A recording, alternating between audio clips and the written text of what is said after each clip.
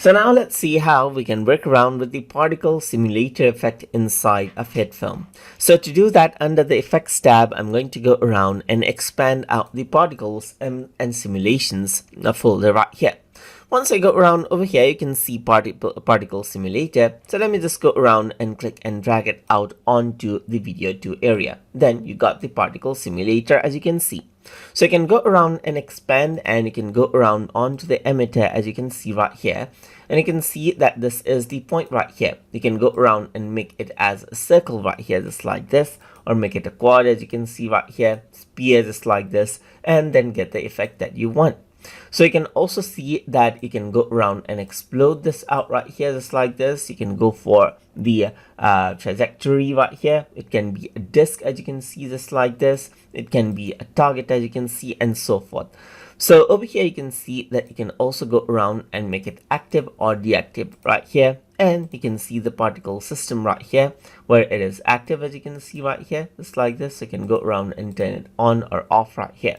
So you can go around and change around different properties right here. Like you can go around and change around the appearance right here, just like this, and then change around different properties of this. So you got to play around right here. So you can see that this is the appearance right here, just like this. So you can go around and change around the color over here, just like this as well. So you got different colors right here. You can change around the alpha of this as well, so there's alpha channel variation.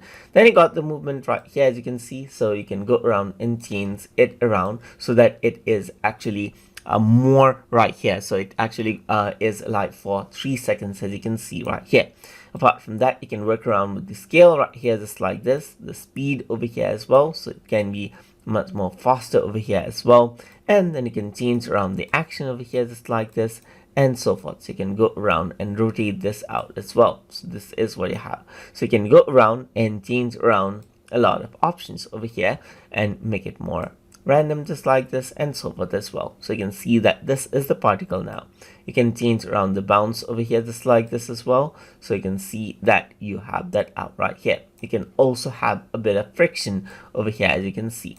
So apart from that, there's some movement variation right here. So you can go around and change out the light right here. So you can see that there's a bit of variation, as you can see right here. And there's a bit of bounce over here as well. You can go around and change around the scale so that it is much more random, and change around the speed as well, and change around the action, just like this, and so forth. So you can change around the mouse, the bounce right here, and the friction over here, just like this as well. And this is what you have. If I were to go around and press play, now you can see that this is the variation effect right here. And this is how you can work around with particle simulation, as you can see, just like this. If I were to go around under editor, then there you can see the particle simulator over here, just like this right here, and you can see it out. Let me just go around and delete this. And another effect that you can actually add in is rain on glass right here. So let me just go around and add that in over here, rain on glass, and nothing actually seems to happen right now. But as I were to play, you can see a little bit of rain right here, just like this. So these are the rain effect. You can go for heavy rain effect right here, and you got heavy rain on glass effect. You can go for mist right here and so forth, and get the effect that you want. So let me just go around for downpour right here, and you can see like there is a bit of rain right there. So let me just go around, change around the raindrop size and the seed right here, so that it is much more visible. So you can see that this is what you have now. So it is much more visible, and as if there's a glass on front of it. So you can go around and tile it off over here as well. So let me just go around and tile, and you can see the ends as well. You can go around and change around the layer scale right here, the glass thickness over here, just like this as well, and the layer distance, as you can see. And you can go around and change that out right here. You can change around the amount, scale right here of the environment map as well, and change around the scale ratio.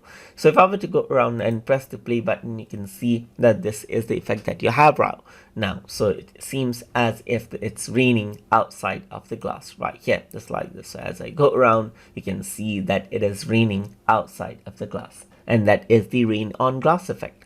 And that is how you can work around with the particle simulation and rain on glass effect inside of HitFilm. So I hope you guys learned something as always. And as always, please like, comment, share, and subscribe.